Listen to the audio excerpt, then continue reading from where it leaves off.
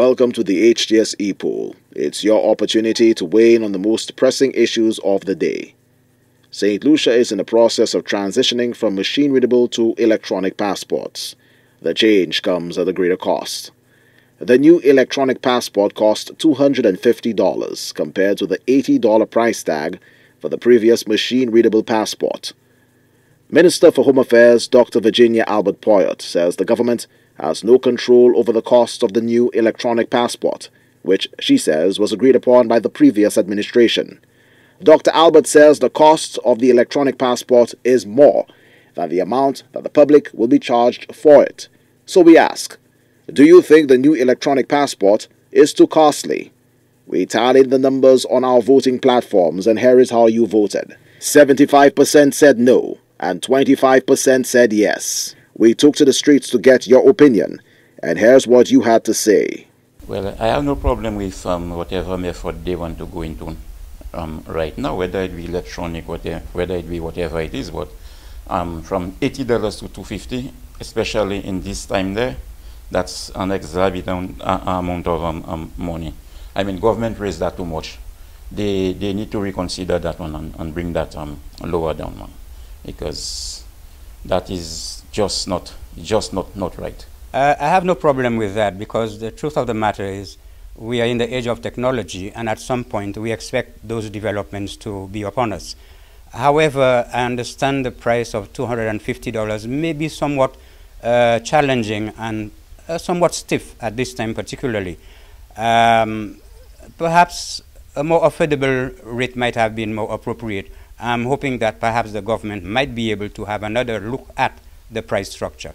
I think it was a matter of time before we gone technological, because sometimes you travel and you look at the amount of work that the officers have to do in terms of going manual.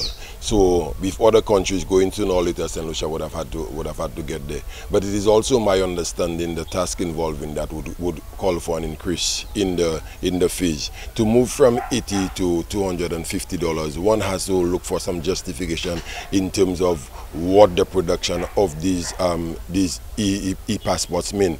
But more than anything else, I am not certain that moving from 80 to 250 with the same 5-year span is going to be sufficient. To be honest, the price of a passport, $250, is not too expensive, it's not too much. But it should have remained at 10 years. But they should not bring it down to 5 years. This is obvious, but I don't find the prices too much. So the previous government had already set a price. So people need to know these things, because I mean, because a price had been set, and then the Labour Party has been blamed for the cost. We must understand that government is from one to the other, is a transition. So Shastner should be blaming his government totally and fully for what has happened right now.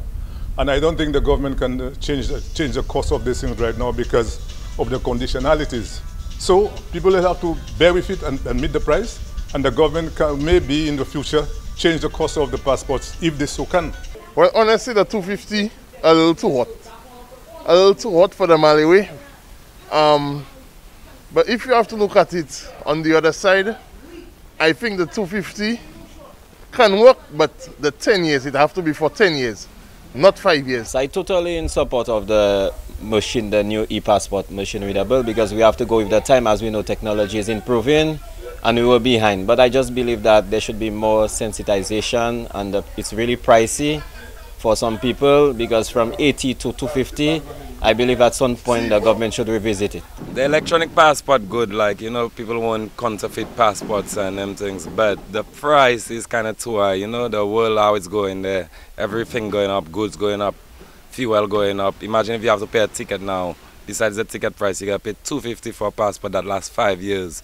Most passports that's electronic last 10 years. So within 5 years, you have to go and renew that another 5 years. If you check your license fees and all that. So nah, that ain't making no sense for the government right now to charge people $250 for a passport, even though they're subsidizing it by $100. Nah, at least $150, and then later on y'all can revisit that or something. But use the CIP money, y'all selling passports. Use the passports y'all selling money to subsidize the people in the country getting passports. Just like y'all can give foreigners passport to come and they're paying big money for it. Take some of the money in that and invest it in that passport thing. I personally believe, even though it was a decision made by the former administration as the claim to go with $250 as opposed to $80. I believe in these economic times, everybody is facing such hardship. Notwithstanding, the passport is the property of the government, and they definitely could have done much better.